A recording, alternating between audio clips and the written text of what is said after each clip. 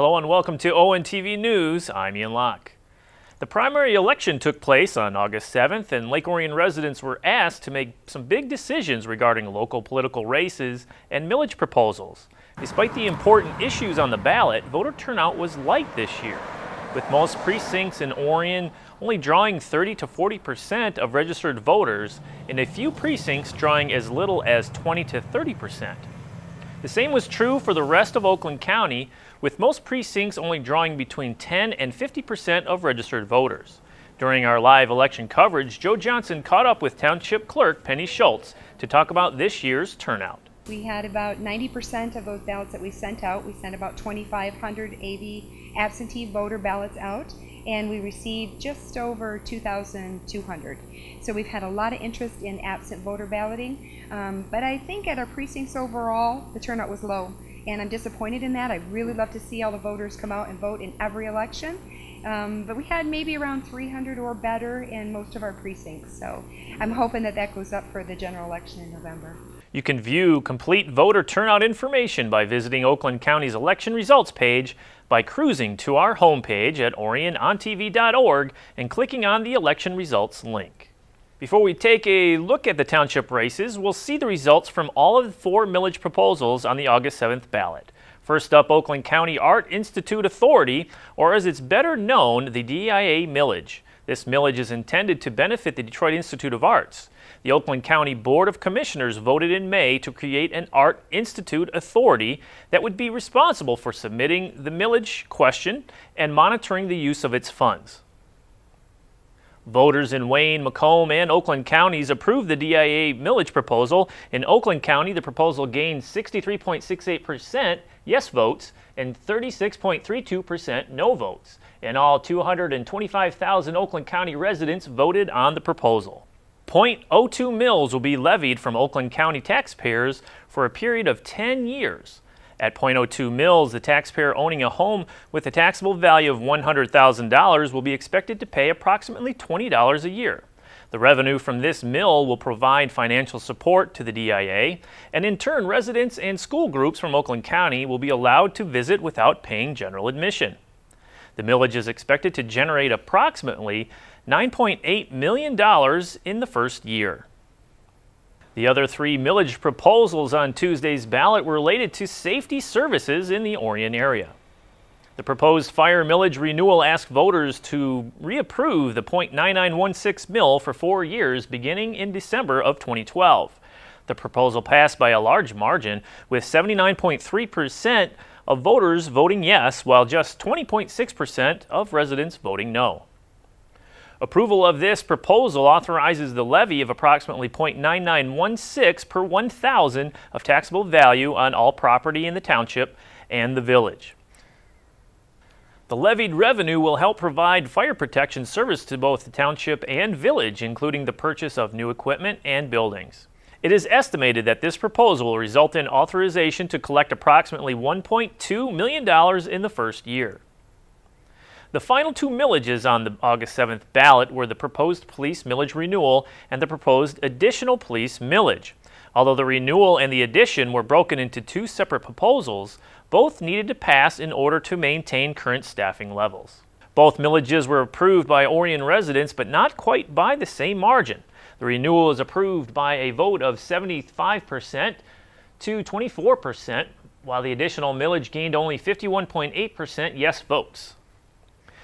The renewal will cost taxpayers approximately $1.98 per 1,000 of taxable value on all taxable property in the township and the village. The additional millage authorizes the levy of approximately $1.02 per $1,000 of taxable value on all taxable property in the township and the village. Levied revenue will go towards police protection services, including equipment, operating costs, officer quarters, and personnel costs in the township. Portions of both proposals will be dispersed to the Village of Lake Orion, Downtown Development Authority, and the Village of Lake Orion. We're going to take a quick break, but when we return, we'll take a look at the local candidate races. You're watching ONTV News. Stay tuned.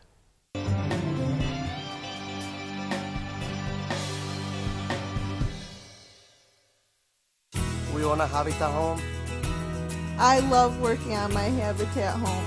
Soy dueño de una casa de Habitat. My neighbor is a Habitat homeowner. Being a Habitat homeowner has changed our lives. My mortgage payment for Habitat is less than what I pay for rent. Habitat for Humanity of Oakland County currently has homes available with mortgage payments lower than most rent payments. If you or someone you know needs decent and affordable housing, call 248-338-1843 or visit our website at habitatoakland.org. Prescription drug abuse is a national epidemic. The new in way to obtain drugs is through parents' or grandparents' medicine chests. Removing prescriptions from your cabinet is the best way to keep drugs out of the hands of our young people. We've got to work together to protect our teens, our seniors, and our environment. Clean out your medicine cabinet today. Please participate in Operation Medicine Cabinet and drop off your unwanted or expired prescriptions at one of our law enforcement drop-off sites in Oakland County. We can't ignore this situation anymore.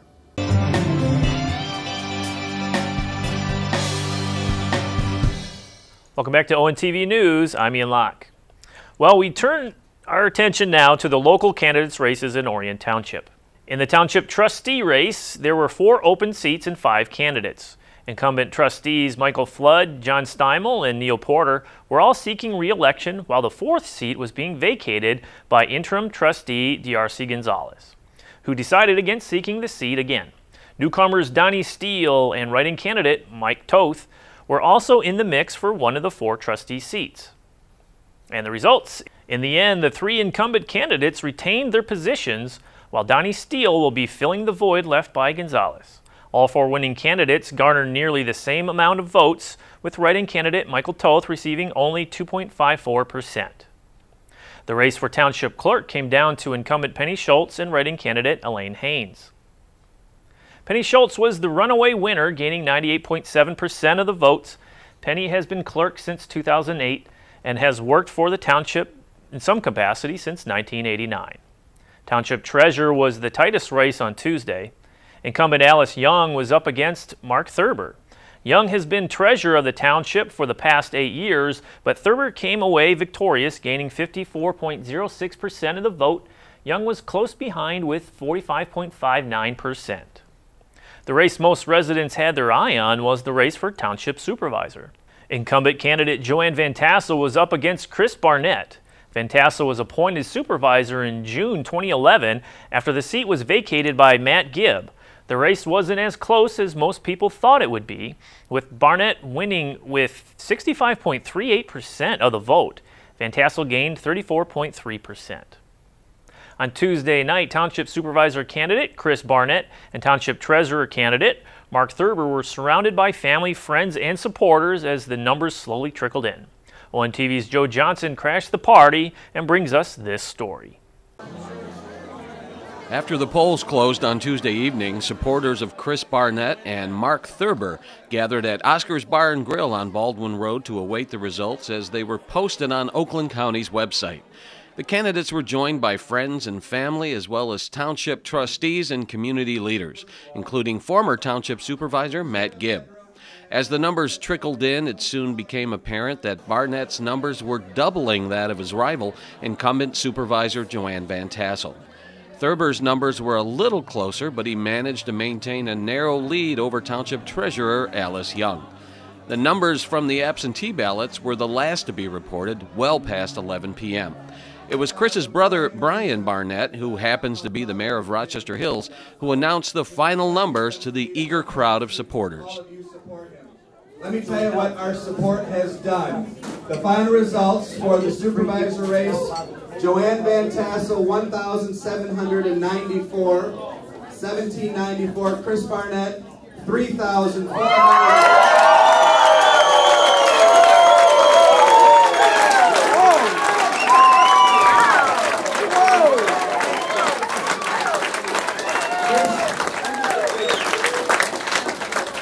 Just to kill the suspense, the numbers are in on the treasurer race. Alice Young, 2,158, 2,158. Mark Thurber, 2,500.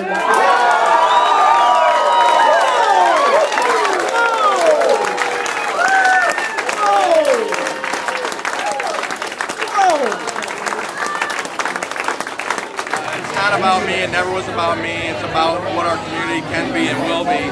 and that's the most, hopefully the best thing that will come from this is that those people came out and spoke, and that's what they want to. So that's been the most fulfilling part of this entire journey. So what do you hope to accomplish when you take office? What are some of your immediate goals? Well, immediately I think that our current supervisor is doing a great job with finances. I'm not proposing any sweeping changes. I just think that we need to get a real strong game plan for economic development. I've talked about that every meeting, every door I've knocked on is we need a better plan for economic development. So we're going to get a game plan for that. If you just look around this room, it's amazing the people that are here that are engaged. That's another big thing that I talked about. So we're going to work really hard to figure out how we can keep this energy and this momentum and involvement in our community.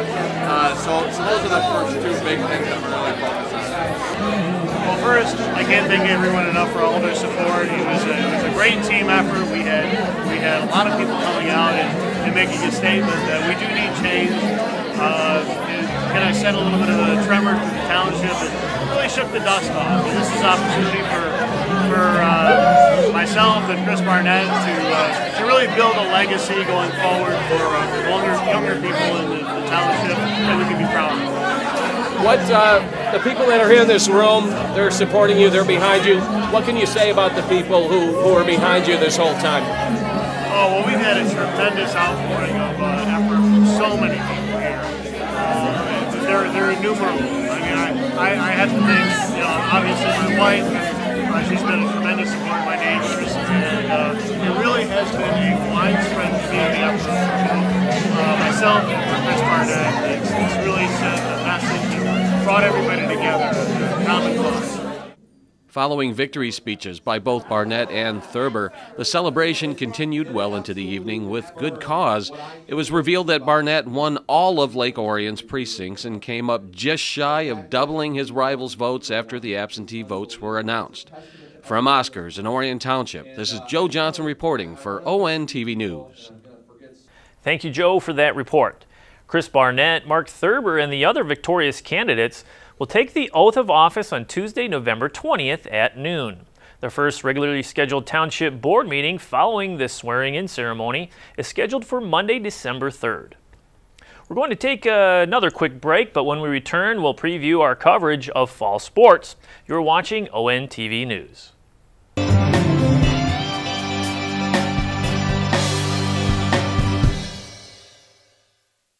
We own a Habitat home. I love working on my Habitat home. Soy dueño de una casa de Habitat. My neighbor is a Habitat homeowner. Being a Habitat homeowner has changed our lives. My mortgage payment for Habitat is less than what I paid for rent.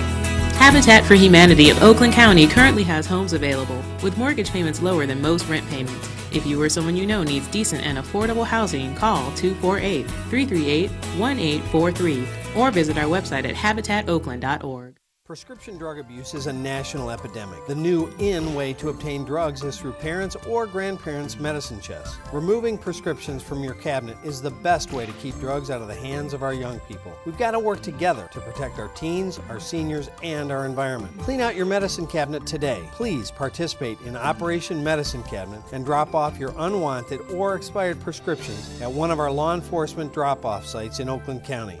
We can't ignore this situation anymore.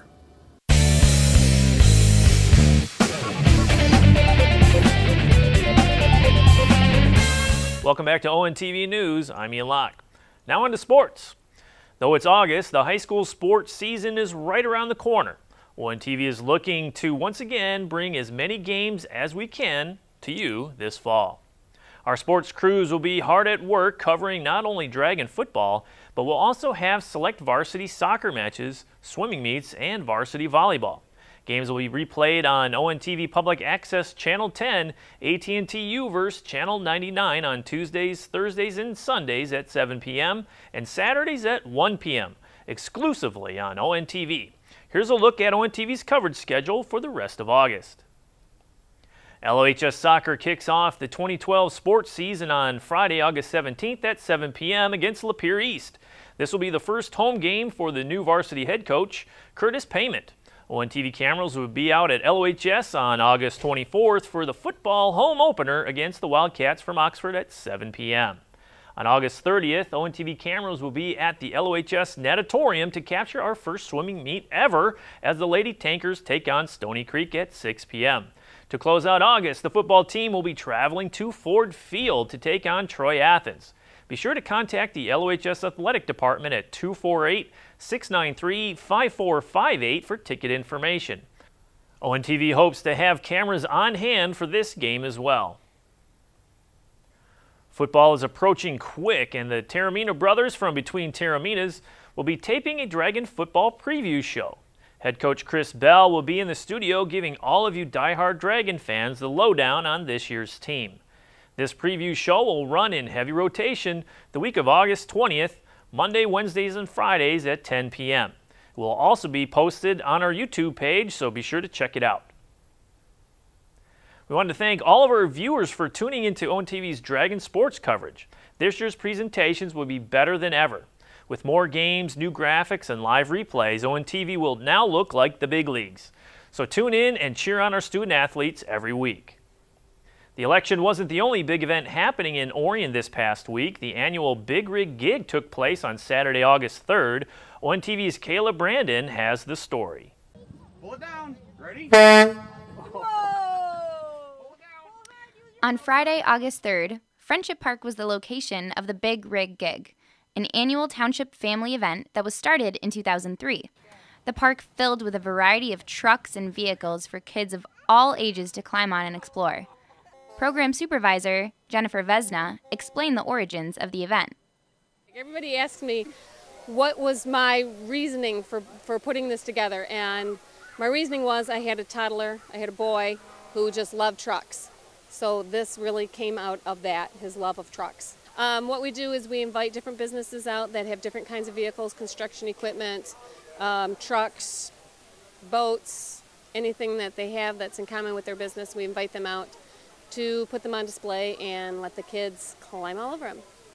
Throughout Friendship Park, children were able to visit vehicles provided by area businesses, as well as law enforcement and fire prevention vehicles. We talked to a couple of participants who explained why they like coming back to the event every year. We've been coming here about 6 years now. I've been here about 6 years. Okay, and all the kids are just climbing around? Climbing in the truck, honking the horn, having fun, getting toys. Yeah, and it's great advertising for you guys too. Good advertising for us, and it's good for the kids too. Yeah. Good family, everybody brings their kids out. Why do you keep coming back? I'm a family guy. I like the family. You know, my son likes it. I love it.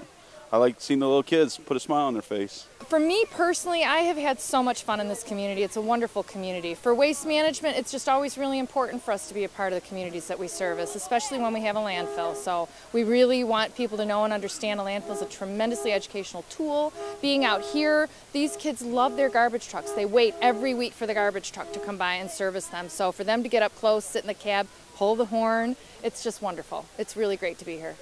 Got little sticker badges for the kids. They become junior firefighters, and I've got a coloring book for them that they can take home with all kinds of good information in it for the kids to go through.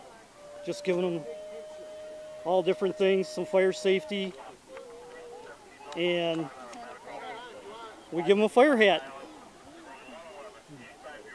That way they can go home and play firemen. We allow the kids to go through them and look at the equipment, see what we have in them. They try on our fire gear and helmets and that, and put on the boots, so they see what the stuff feels like, and they get a chance to touch it and get a chance to talk to the firemen and find out, you know, that we're human. That don't be afraid of us. You know, we're like everybody else. We're there to help you, and that's what we try to get the kids to understand.